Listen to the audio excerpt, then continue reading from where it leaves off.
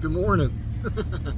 Hey, I did that video yesterday about the radio show from last Saturday where I met Robert Carradine, and there was something that was on my head that I wanted to mention. It involves the movie Mean Streets, right? That's a Scorsese flick with Harvey Keitel and Robert De Niro. And if you watch the radio show, which you should if you're a fan of Robert Carradine, he tells a story about Mean Streets. Like it was a one-day thing. And I'm listening to the story, and it's a great friggin' story. And I know the movie Mean Streets, but I don't remember the movie Mean Streets that well. I mean, I've seen it more than once, but it was a long time ago. And I am not one of those people that remembers films like that, like all these details. Even movies that are like favorite movies that I've watched multiple times, like The Cowboys, or like I love True Romance. That's a great flick, man. And I remember parts of it pretty well, but I don't remember the whole. I'm just not one of those people. Probably because I smoke grass when I watch these flicks. Yeah, it messes with your memory. That's not true all the time, but it's been true for a while. I got a buddy back home, my buddy John, I've mentioned before. He owns Betty and Nick's Bait and Tackle. They got a great restaurant there. If you're in Seaside Park, New Jersey, go there, get something to eat. Talk to John over at the other shop. Let him hook you up with a pole and whatnot and go fishing. It's a great thing. But John's one of those guys, man. If you sat John down and mentioned a film that he knows, which is a lot of them, I think John's one of those guys that you could sit him down and he could do the dialogue from start to finish, probably on a dozen films or more. It's incredible. It's incredible the way his brain just retains that shit. And I'm impressed by that. So, but anyhow, I'm sitting there next to Robert Carradine, and he's telling this story about how it was a one-day shoot, and in the film he plays an assassin, and he ends up shooting his real brother in real life, David Carradine, in a bathroom.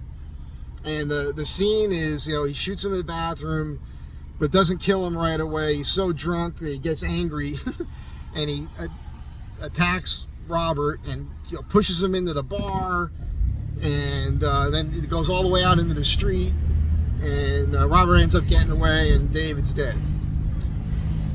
Now, I didn't remember the scene at all when he's telling the story, so I did go and I looked it up on YouTube and I watched that scene, and it's a really great scene. But the interesting thing is the way that Robert tells the story is that, he shows up and he's got really long hair, like below his shoulder length hair. He's got a lot of hair. And they had his hair slicked back. I recommend you look the scene up on YouTube. It's the assassin scene, Mean Streets. So he's got his hair slicked back and the hair is tucked in the collar, but he said it was really bugging Scorsese. He was like, does that look right? Does that look right? And, it's not like he's going to cut his hair for he's a young guy at the time too, so there's probably some vanity there.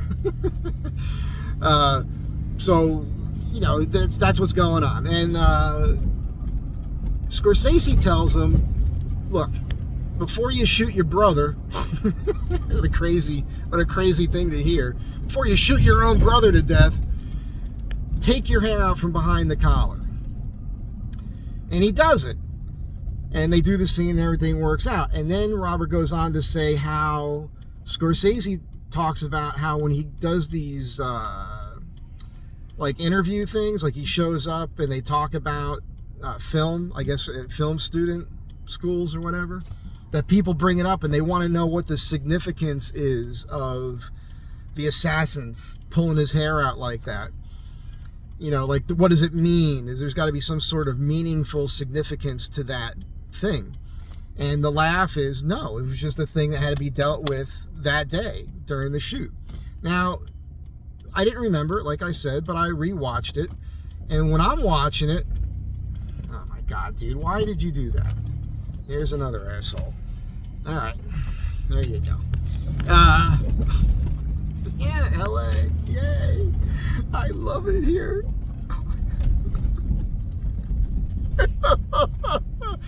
Okay, where was I?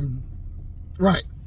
So when I rewatched it, I remembered thinking what I thought the first time I ever saw it, which is, and before I even give you this, I just want to remind you, if you've been here a while, you guys know that I worked in the nightclub business. You guys know I'm from Jersey. You guys know I know these people. I did collections for a short period of time with a big friggin' giant dude. And yeah, I know some things. Did some stuff. But that was then, this is now. But, you know, looking back on that, my thought on it is this, and this is just so you understand. If you, let's just say you're going to commit a crime. It's just saying, I'm just saying, if you wanted to commit a crime, you want to do certain things to make people fixate on it. And if you can change your appearance quickly, that's a thing. So like if you wanted to go in someplace and hold a joint up, like wear a loud shirt or something. Wear like a Hawaiian shirt or something. Do your thing, come out, take that off, whatever, because that throws people off. They'll focus on that rather than what you look like. There's just little tricks like that. So if you're going to walk into a place and then go into a back room and shoot somebody, it's actually helpful if you walk in looking one way and walk out looking another way. So that was I wish I had remembered the scene and thought of this while I was sitting next to Robert Carradine, because that's how I took it. I took it as this guy's like, okay, you know, he's some dude, like that's what he's done. It's not the first time he's done it. He knows he's got this look. It's the 1970s. Men wear their hair long. That's probably what he's doing. Come on, baby, let's go. I'm giving you a chance. Go, go, go. Yeah. All right, there you go. Oh my God. Like, I'm telling you, man, the drivers in LA, it's crazy. As I was saying. So that's how I took it. I took it as, hey, hair slicked back, tucked in, walk in the room, pull the hair out, shoot the guy, come out with long hair. That throws people off a little bit. That's how I saw it when I watched the film. So it's actually funny to hear, no, it was just a thing that they had to deal with because it bugged Scorsese so much that he had the long hair.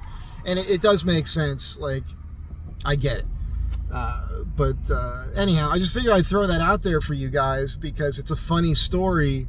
And if you know the film, I mean, I know some people are ardent fans of films and they really want to know about all these little details. And a lot of the time when it comes to making a film, there's things that happen on the set that dictate what ends up on screen that might have nothing to do with anything. It's like John Lennon talking about music and people are hanging on every word in a song, and then they purposely made songs about where he just spoke gibberish, basically. And in a way, he was just kind of screwing with people, trolling them. So anyhow, that's it. Hope you enjoyed it. I'll catch you guys in the next one. Have a good day. Be good to one another. Bye.